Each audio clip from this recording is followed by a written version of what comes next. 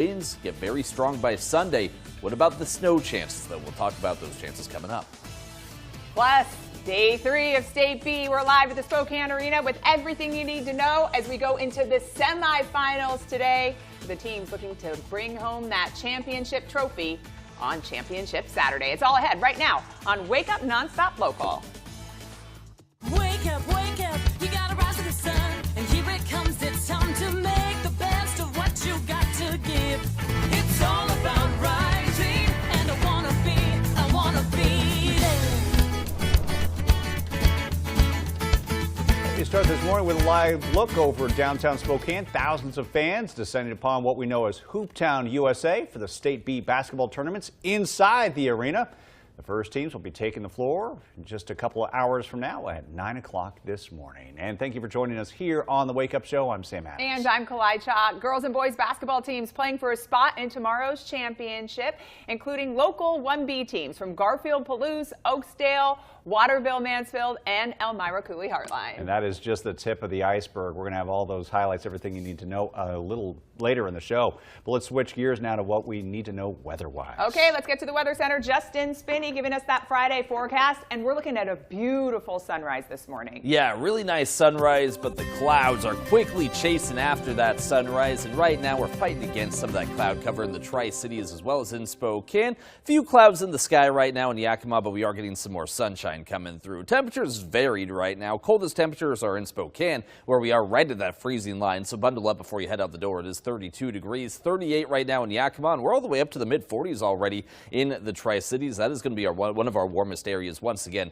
in the region today. As we take a look at our satellite and radar, though, not going to rule out the possibility that we could get a few sprinkles in the Tri-Cities here in the next few minutes. For the most part, though, those showers are starting to die down, and that cold front that's bringing those showers across is just going to bring more cloud cover eventually over toward eastern Washington and North Idaho. But take a look at the adventure these high temperatures are going to go on this weekend into next week. We're going to have a pretty good sized warm up into tomorrow. Mid-50s expected for Spokane, getting well above that average high temperature line. And then we do start to cool down quite a bit as we head into next week. For the Tri-Cities, similar story. We are back to the 60s this weekend. And then as we dip back down into Monday and Tuesday, those high temperatures fall back into the low 50s. But the big question as we start to see those changes take place into next week with those cooler temperatures, are we going to get moisture at the right time to get low elevation snow for any of us? We'll talk more about those chances coming up. Sam and Clyde. All right, Justin, thank you. Let's get to the latest right now on the war with Iran, where the Prime Minister of Lebanon is now calling for international help. And this comes after intense overnight strikes by Israel that pelted the capital cities of Lebanon and Iran. Here's a look at one of those strikes in Beirut. In Lebanon, at least 123 people have been killed. Ahead of the strike, thousands fled when the Israeli military issued a warning. And in Tehran right now, you're seeing video from the aftermath of strikes there. Iranian state media now reporting some 940 people have been killed since the strikes from Israel and the U.S. first began.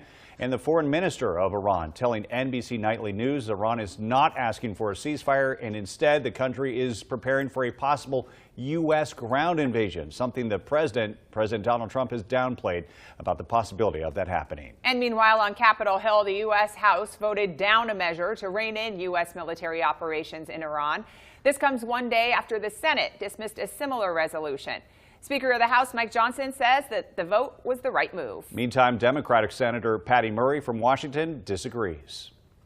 The Department of War has made it very clear this is a limited operation. It's an operation that's limited in its scope and duration.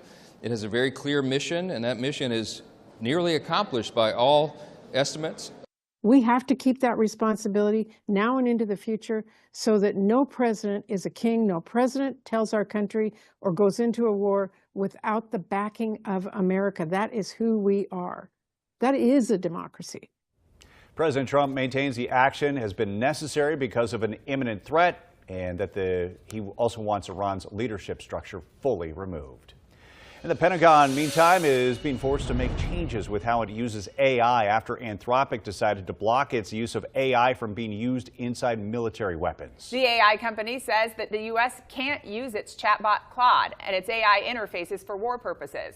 Anthropic CEO refused to lift ethical safeguards on autonomous weapons and mass surveillance. Anthropic says it will challenge the Pentagon in court. The move has boosted Anthropic's reputation for safety, but also has sparked legal troubles and a shakeup in business partnerships with defense contractors. New leadership is coming to the Department of Homeland Security after President Trump fired Homeland Secretary Kristi Noem. Oklahoma Senator Mark Wayne Mullen has been selected to replace her. He'll be stepping in as secretary at the end of the month. Now, the president is appointing Noem as the head of a new security initiative set to be announced this weekend. Shortly after that announcement, Noem taking to a podium at a law enforcement conference in Tennessee.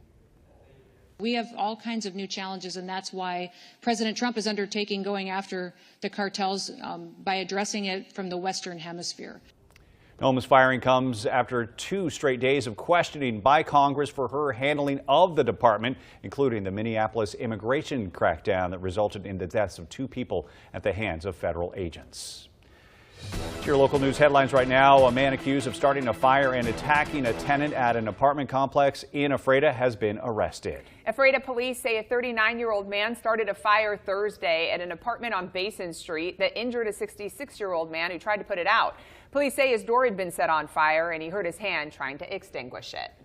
Officers found the suspect behind a Safeway store. They arrested him with help from a K-9 unit.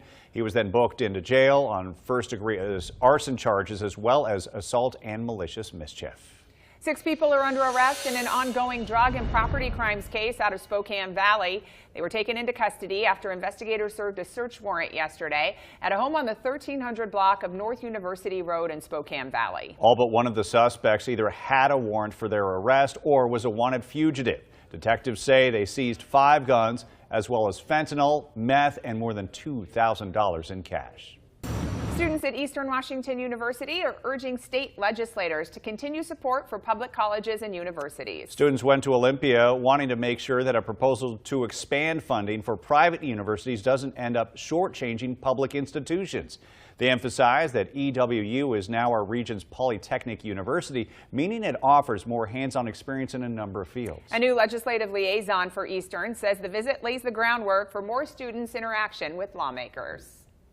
Our main goal was to get students there and say, we are here, we have needs that need to be addressed, and next year during the next session, when it's an even bigger budget year, they should be making big strides. And it really allows them to get that hands-on experience that they wouldn't typically be able to at another institution, which really sets us apart.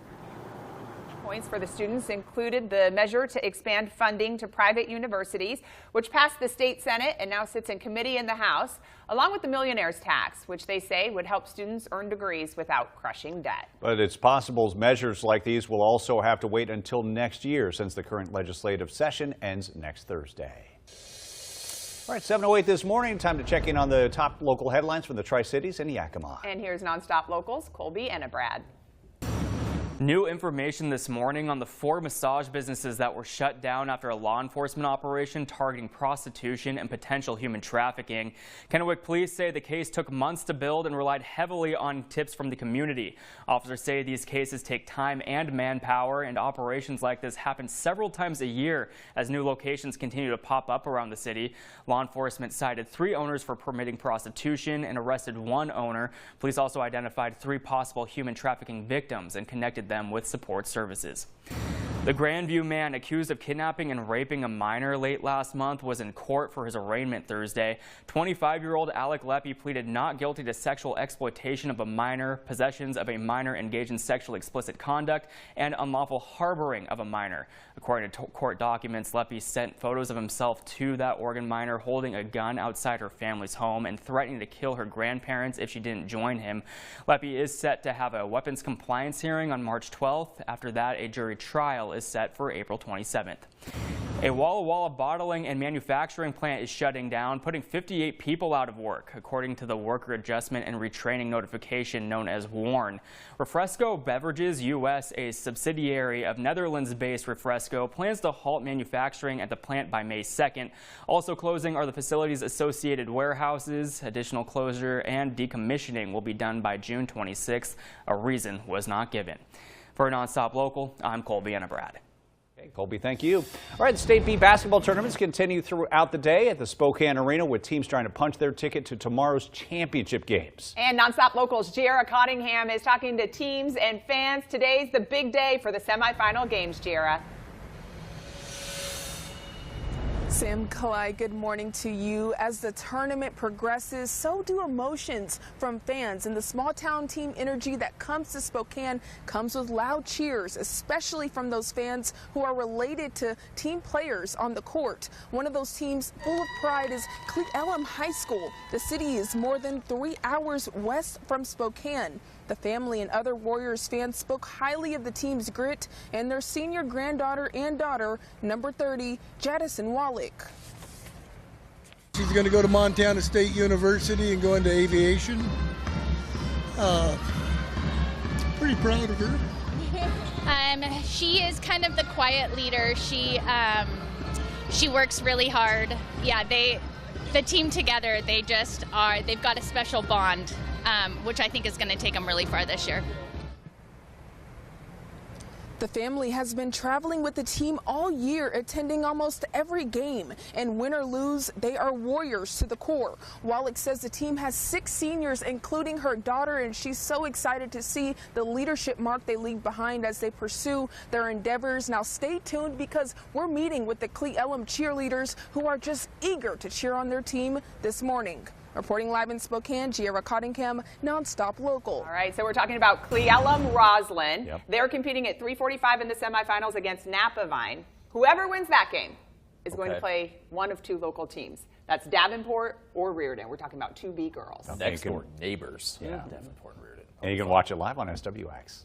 Well, 2 historic comic books are headed to the Smithsonian's National Museum of American History for public display. Okay, take a look. The museum announcing has acquired these 2 comic books on your left. That is Action Comics #1 from 1938, introducing Superman. That launched the superhero genre. That will go on display next month. The museum also added Captain America Comics #1 from 1941, which shows the hero fighting Adolf Hitler before America entered World War II. Cap will go on display this fall. Museum leaders call both comics historically significant, saying their characters and themes played a major role in American culture. Do you still have comic books? Did you ever have comic books? I guess I know the answer for Kalai. And that is? That you've never had comic books. No and no. Okay. You'll never get comic books. No? That's not a Yes, future era of your life? I will never get comic books. What about you? No, I've never collected comic books. They're very cool. I wish I did. Yeah. I guess is my answer. Sam? Yeah, it's wild. I had some when I was younger, absolutely. Spider-Man, Punisher. What's wild is now comic books are not necessarily delivered just exclusively on print, but you can also get it on your tablet. You can actually get a subscription to like Marvel, and then you can download the newest issues when they come out, and you can just read it on your tablet. It's definitely a different day and age, though, because there's so much content out there that you can watch related to superheroes that not as much of a need, unfortunately, for those comic books, but still a love for them. Nostalgia. Yeah, absolutely. All right, when we come back, Justin, you're keeping an eye on the forecast. That's right. We are tracking some changes this weekend. Spokane has gone under a cloud there, looking pretty dark on the buildings right now. We're talking about the clouds and about the winds coming up. Yeah, this live shot would be a lot cooler if we saw Superman flying through the clouds up there. All right, prepare to spring forward this Sunday as daylight saving time kicks in. What you need to know coming up on Wake Up NonStop Local.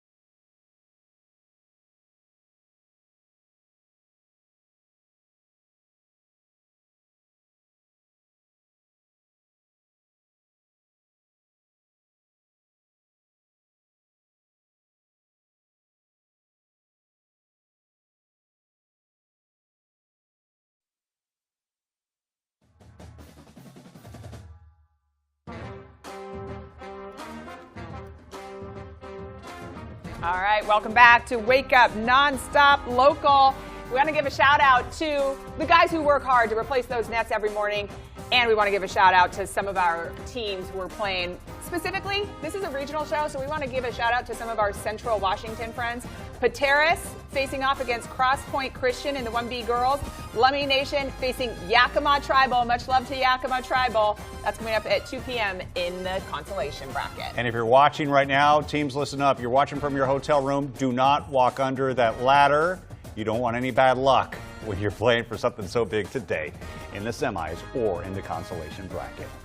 Okay, let's get ready to spring forward. It's your reminder this morning that daylight saving time starts this weekend. And that means that you'll need to set that nightstand alarm clock ahead by 1 hour. That's March 8th at 2 a.m., but obviously you can do it before you go to bed or the next day when you wake up.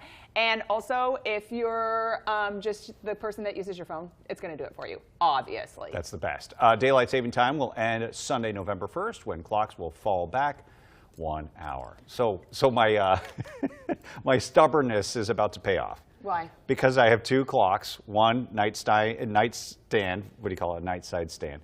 That has been forward by 1 hour, and my clock inside my car also forward by 1 hour.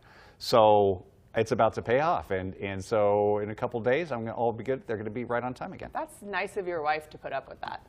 Does she ride in your car? No, she does not. Good. For that reason, probably. She's like, we're late. Or we're early. Well, let's get to Justin Spinney. This is blowing my mind, and I could see that it's true. You said a lot of people, younger generation, they might not even know it's a thing. They just are always paying attention to their phone, and it changes for them. Yeah, exactly. If you don't have to pay attention to it, some folks might say, why would you? But I'm in the same boat as Sam there. My car clock is finally going to be correct, which is nice. My car calendar is off, though, so it's automatically going to jump back at a certain point, and I'm going to have to change it forward again. So it's a never-ending cycle, as many of you feel, I think, when it comes to daylight saving time. But let's take a look outside right now over downtown Spokane. Some slightly heavier cloud cover just rolled in. We're in a shadow right now because of that, not seeing much of the sunshine. Started off with a nice sunrise, though. We are headed for a mostly cloudy day today. By tonight, those clouds will finally turn into a little bit of rain shower activity across eastern Washington and North Idaho. Not a lot, but a little bit of light rain a possibility. As we head into tomorrow, a little bit of a warm-up. In fact, a pretty stark warm-up into eastern Washington and North Idaho. Headed up about 10 degrees in that high temperature, and then we cool down as we head into next week. But before that happens, Sunday is a big day of transition. We're going to get some gusty winds on Sunday. That's going to lead to some heavy mountain snow into next week to go with those cooler temperatures. Let's get into the Futurecast model, though. Talk about what we're going to see as we head into this weekend. There's more cloud cover streaming our way as we head into this afternoon, and then by tonight, there's that shower activity. Most of us in our region here are expecting to see at least a little bit of rain. Again, not going to be heavy rain, not going to stick around too long, but there will at least be something falling from the sky. As we continue into tomorrow morning, just a few lingering showers, maybe down around the Tri-Cities region toward Walla Walla into northern Oregon. As for eastern Washington, North Idaho, we're drying out, but the clouds will be sticking around. Might get a little bit more clearing tomorrow into areas of central Washington as a little bit of a breeze is going to pick up in the afternoon. And then again on Sunday, shower chances are relatively weak, but the wind will be the bigger story that we're going to be watching for. Let's run the Futurecast model way out because I want to talk about the mountain snow potential into next week. Here we are at 8 a.m. all the way on Monday morning. Bigger low pressure system spinning around out there. That's sending some waves of showers our direction. So over the Cascades, we are expecting a lot of snow into next week. We're going to be talking about feet at Stevens Pass, and we're going to get plenty also at Snoqualmie Pass. We'll also have plenty over toward Lookout Pass between Idaho and Montana. As we continue throughout the week, we're just going to get more and more shower activity working its way through. The mountains are going to eat most of it up. It'll be more spotty shower activity into the low elevations, but the timing will make a big difference, especially into our northern valleys. If we time those showers out just right, we could get a little bit of low elevation snow. Probably won't stick around too long, but valley snow chances are not gone quite yet. Take a look at our high temperatures for today. Mid-40s for Spokane and Coeur d'Alene. Definitely warmer out west. 56 into Moses Lake. The Tri-Cities were hitting the upper 50s today at 58 degrees. The low temperatures for tonight into tomorrow morning, mostly falling down into the 40s. It's going to be a little bit warmer tonight. 42 for that low temperature in Spokane. The Tri-Cities were hardly getting out of the 50s tonight, falling down to 48 by tomorrow morning. Not too bad there at all. Take a look at our 7-day forecast in Spokane. There's that jump in temperature up to 56. We go Saturday into Sunday. Then you could see that cool down next week. What's important to note, the low temperatures do fall back below freezing as we look at Tuesday and Wednesday morning. For Coeur d'Alene, also looking at mid-50s for our highs this weekend, followed by that pretty sharp cool down into Monday and Tuesday. As we jump into the Tri-Cities and Yakima region here, 60s expected for the weekend, and then we're also going to have a big temperature fall off as we head Sunday into Monday.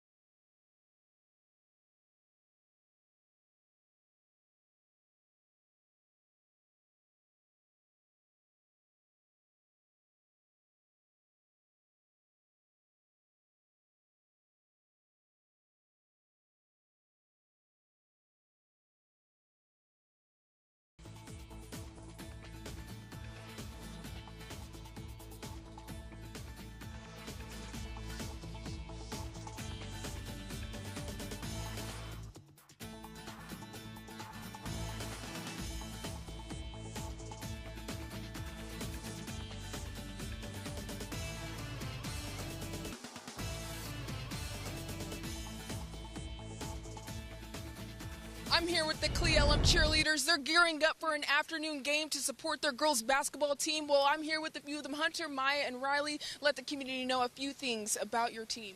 Yeah, you know, I'm so grateful to be so close with my team as well as the basketball team. The basketball team has worked so hard to be here, so it just means a lot that we're here. The town's gorgeous, and there's so many activities. Look how beautiful they look. Now they're ready to show off some moves for the community. Let's do it, girls.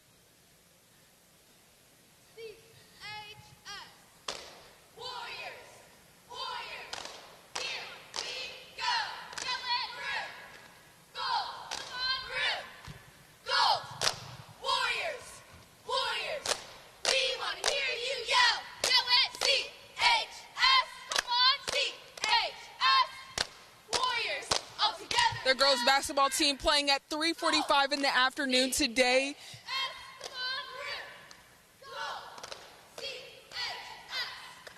Great job, girls. Reporting in Spokane, Giera Cottingham, NonStop Local.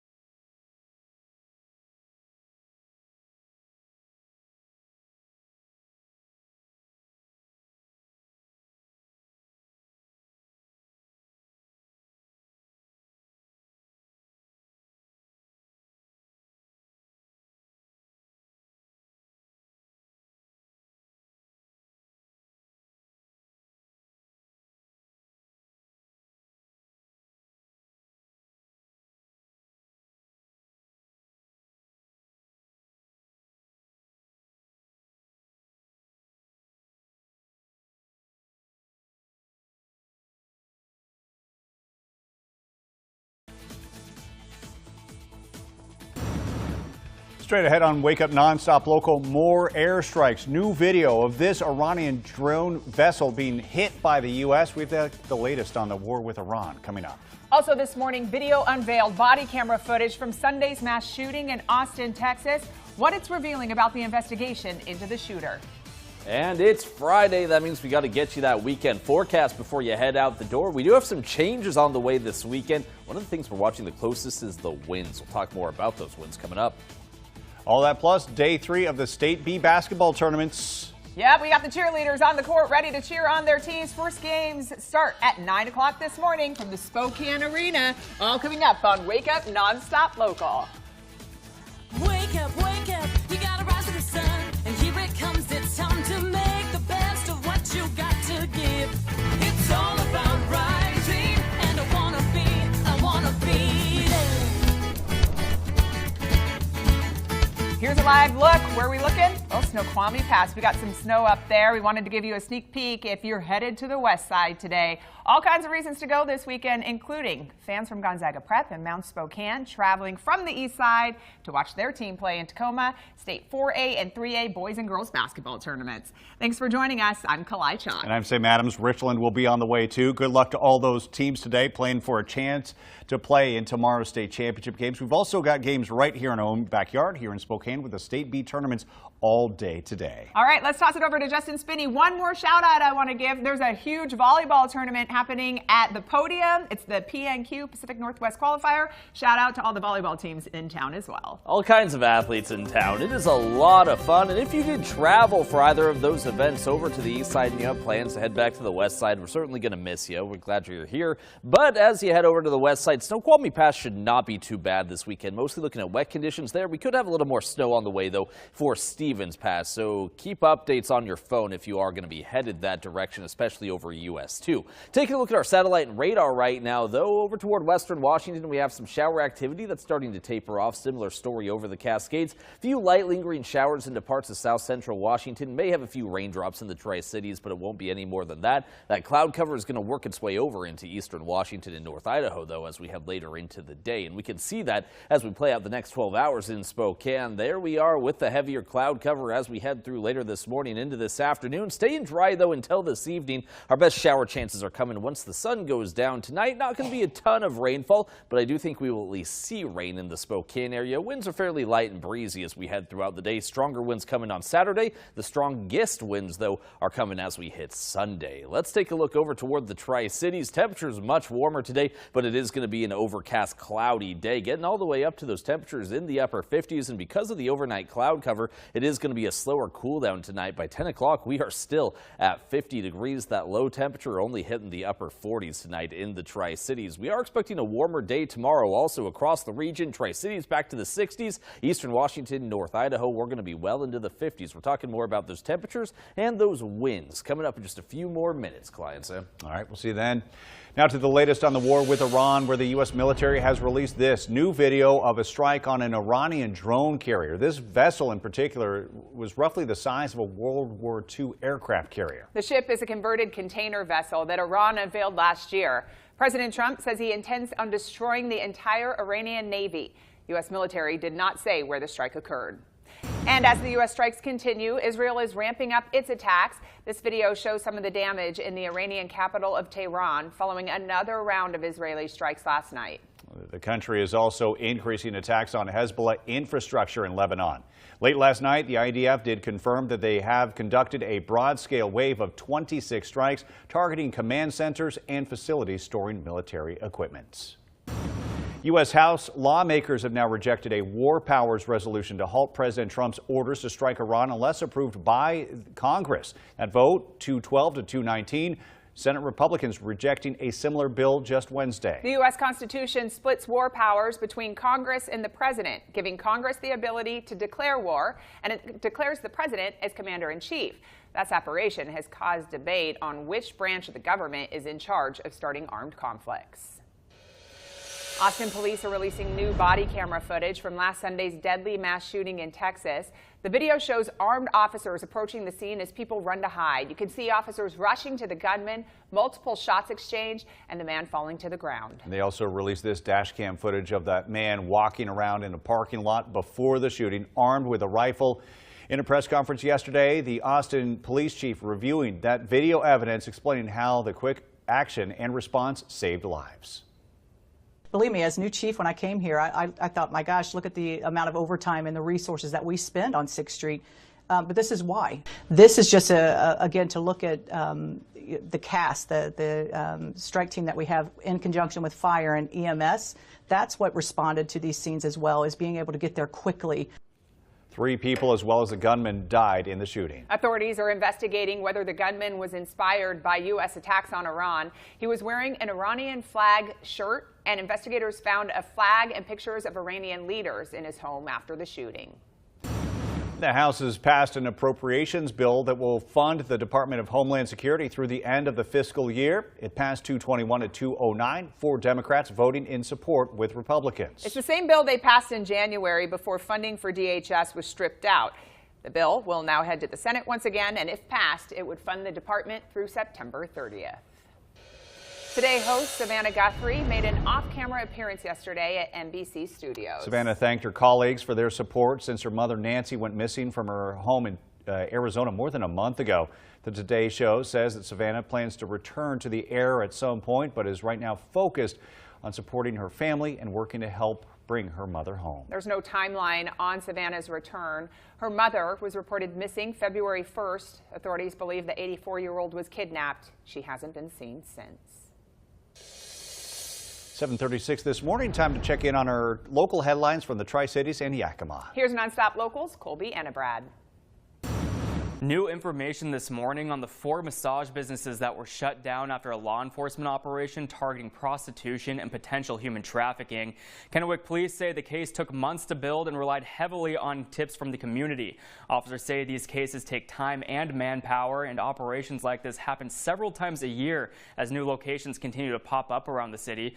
Law enforcement cited 3 owners for permitting prostitution and arrested 1 owner. Police also identified 3 possible human trafficking victims and connected them with support services.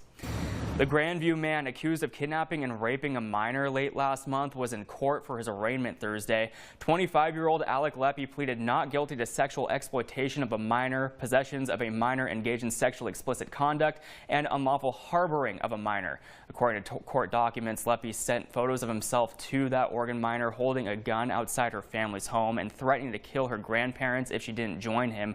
Leppi is set to have a weapons compliance hearing on March 12th. After that, a jury trial is set for April 27th. A Walla Walla bottling and manufacturing plant is shutting down, putting 58 people out of work, according to the Worker Adjustment and Retraining Notification known as WARN. Refresco Beverages US, a subsidiary of Netherlands-based Refresco, plans to halt manufacturing at the plant by May 2nd.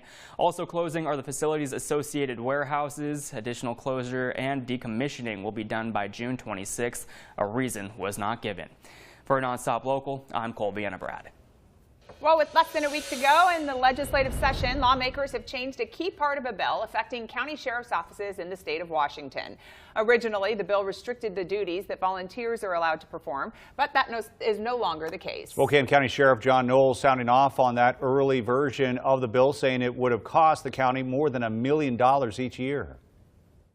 The 34,000 hours that are volunteered to us, it equates to about $1.4 million annually that the county and the sheriff's office don't expend because we have volunteers doing it, and that's real money. Now, the substitute bill scheduled on the House floor took those changes out. It now hones in on new standards for eligibility to run for sheriff.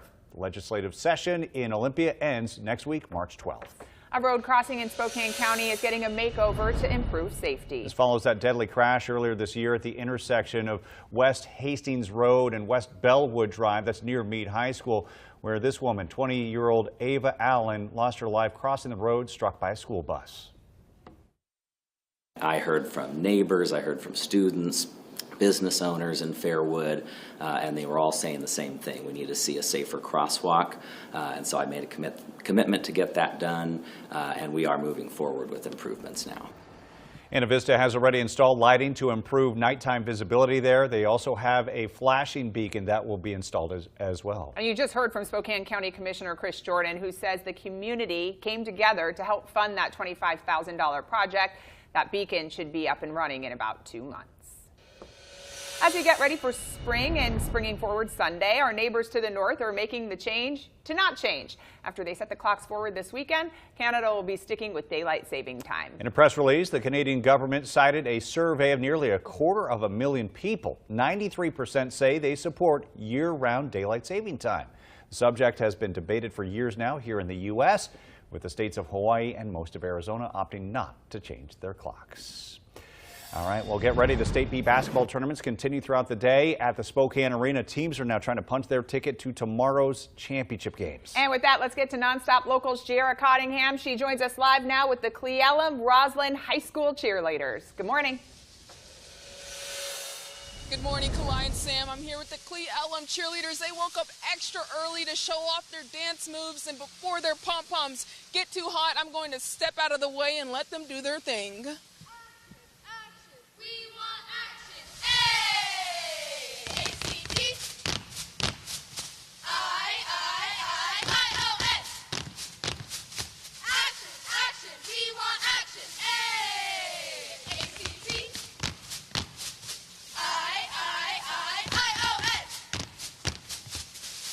Beautiful girls, let's come together. I have a few questions for y'all. Cheyenne, Hannah, and Paisley, let's talk about Cle Elum a little bit. Your hometown, your girls, how hard have they worked this year? They've worked so incredibly hard, and it's really amazing to cheer them on, and we're very excited to do Welcome to the Jungle at halftime today. Yes, the girls have worked so hard. It's cool to see how far they've come, and no matter what the outcome is, we're going to be so proud of them. Our girls have worked so hard to become here, and just to be here as a senior cheering them on for the last time is just amazing. How beautiful. This group of girls has just one freshman on the team, multiple seniors. They're just so ready to cheer on their girls basketball team. They play at 3:45 p.m. this afternoon. Girls, are you excited? What do you call yourselves? The Warriors! Okay, then. Thank you so much, girls, for joining us bright and early. Reporting live in Spokane, Giera Cottingham, NonStop Local. All right, and the Warriors will come out and play again at 3:45. If they win that game, they'll take on the winner of the Reardon-Davenport game. That game tips off inside the arena this evening at 5:30. All right, and that's just the smallest teams that are competing here in Spokane. So when we're looking at 1B, that's a school has less than 100 students. 2B, less than about 200 students. And then shout out to the Yakima Tri-Cities area. We're seeing 2A schools compete there. Yeah, you got 2A and 1A going on all weekend long at the Yakima Valley Sundome. All right, still to come here on Wake Up NonStop Local. Justin Spinney, you're tracking the weather across the region for us. We sure are. We're a little bit cloudy right now in the Tri-Cities, Spokane areas, and we have more clouds on the way. We also have some shower chances on the way, but we're going to start with the wind when we come back because that's some of the biggest change we're going to see this weekend. Details ahead.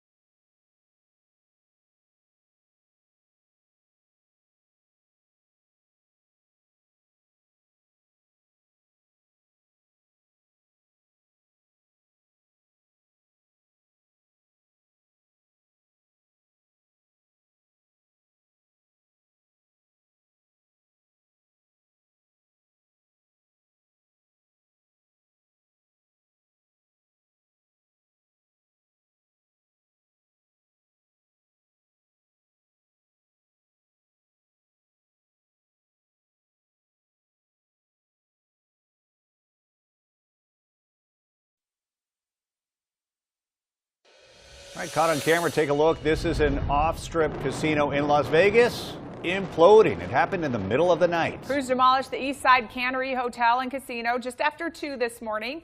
Eastside Cannery closed during the pandemic in 2020 and then never reopened. The owner, Boyd Gaming, says the land will now be redeveloped. Housing might be part of that new project. I love waking up in the morning just seeing a good old-fashioned implosion. Of course you do. Spoken like a true newsman. I mean, you remember the Kingdom going down in Seattle? Everybody gathered. To this day, it racks up millions of views on YouTube, mostly by me. Yeah, and also, like, it is amazing as we turn our attention now to Justin Spinney that these guys can figure it out without making it an explosion. It is mind-blowing, no pun intended, how they do that, Collide. But what is it about the human brain that loves implosions? I could watch implosion videos. Is it human brain or is it young men like you guys? It's us. You let us know at home what you think. But speaking of things that I could do all day, let's get into the weather forecast because we are tracking some changes as we head into this next weekend. And I want to start with the wind. This is one of the biggest changes that we're going to see. Fairly light winds today, a little bit breezy out there at times. We could get some gusts 15 to 20 miles per hour. Then as we get you into Saturday, starts to get a little bit more breezy out there. Gusts approaching that 20 to 25 mile per hour mark. Becomes more of a westerly wind as we head into tomorrow afternoon. Let's get you all the way out into Sunday. That's when the strongest winds are coming through. Strong cold front headed our way, and we're going to get gusty westerly winds up to 30 to 40 miles per hour. Some areas like the Waterville Plateau, parts of the Palouse, I wouldn't be surprised if we actually peak over that 40 mile per hour mark. It is going to be a downright windy day as we head late Sunday morning into Sunday afternoon. By Sunday night, the winds do start to die back down a little bit, and that will continue as we head into our Monday. But taking a look at the Futurecast model, the other thing we're watching other than the winds is going to be the shower activity. Better chances to get more mountain snow as we head into next week, but we still could have a little bit more as we head through the day today. Another few inches possible for areas like Stevens Pass. Still probably fighting between rain and snow. It's still Qualmy, just wet roads expected over there. As we head later into this evening, those showers build into eastern Washington and North Idaho. Not heavy rainfall, but a little bit of rain nonetheless tonight. As we get you into tomorrow, still just a few lingering showers, a little bit cloudy out there. By tomorrow afternoon, may have a little bit more clearing towards central Washington and northern Oregon. Get a glimpse of that sunshine before it goes down, and we head into our Sunday where some light shower chances will stick around, but the bigger story is going to be the stronger winds. Let's talk about how much rain we expect to see as we head into tonight. Again, staying dry for most of the day for most of us. Once we get past the sunset tonight, though, that's when the better shower chance will arrive, and rainfall totals will not be all that impressive. We're talking a few hundredths of an inch for areas like Spokane, Coeur d'Alene, maybe a little bit more down toward areas like the Palouse and up toward Sandpoint, but it's going to be nothing like we saw on Wednesday, especially for that southern part of the region like the Palouse. So just a little bit of rainfall out there, few raindrops, and really not too much more. High temperatures for today, we're going to have a wide variety of them. Mid-40s into Spokane and Coeur d'Alene, 37 at the higher elevation at Lookout Pass. You head toward Yakima, 56. The Tri-Cities today, one of our warmest areas, all the way into the upper 50s, and not a big cool down tonight. That's due to the cloud cover and the rain that's going to be over the top of us. 42 is going to be our low in Spokane. 40 as we look over toward Coeur d'Alene. We are hardly getting out of the 50s tonight in the Tri-Cities. That low temperature is just 48 degrees, well above average for this time of year. Let's get into our 7-day forecast, starting with Spokane. Highs get up into the mid-50s for a pretty good warm-up this weekend, and then we come crashing right back down into next week. Low 40s expected by Tuesday. Low temperatures, even more importantly, are back down below that freezing line through the middle of next week. For Coeur d'Alene, we're also looking at fairly comfortable temperatures this weekend with some hit and miss on and off shower activity. Then we also cool down into next week, so the timing of any showers next week is going to be the key as to whether we can see more low elevation snow for the Tri-Cities and Yakima. 60s for our highs this weekend, then a big temperature drop as we head Sunday into Monday. President Trump is now doubling down on his stance that he will accept nothing less than unconditional surrender from Iran. And that's our top story in Morning Rush. President Trump posted on Truth Social this morning saying that the U.S. and allies will work to bring Iran back from the brink of destruction, making it economically bigger, better, and stronger. Critics of the conflict with Iran are worried that the U.S. will engage in long-term nation building. The president denies that. New video just into our newsroom. Israeli airstrikes in Lebanon. The IDF now carrying out widespread strikes like this across the region, targeting Hezbollah command centers and military equipment. They did not specify where this video came from. New to Morning Rush, the Bureau of Labor Statistics has released the February jobs report. Shows the U.S. lost 92,000 jobs last month, It shows a small gain in unemployment. Many analysts were expecting jobs to increase. A Grandview, Washington man being held on a $1 million bond. He's accused of kidnapping and raping a 16-year-old. According to court documents, 25-year-old Alec Leppi sent photos of himself to the girl in Oregon, holding a gun outside her family's home, threatening to kill her grandparents if she didn't join him. He pled not guilty to multiple charges. His jury trial is scheduled for April 27th. A Walla Walla bottling and manufacturing plant is closing, leaving dozens without jobs, according to Warren. Refresco Beverages U.S. is owned by Netherlands-based Refresco and plans to stop manufacturing at the Walla Walla plant by May 2nd. The company will also close the plant's warehouses. Refresco says that they'll finish closure and decommissioning June 26th. And a reminder that daylight saving time is this weekend. Clocks spring forward by 1 hour, 2 a.m. Sunday morning. Daylight saving time will end November 1st when those clocks will fall back.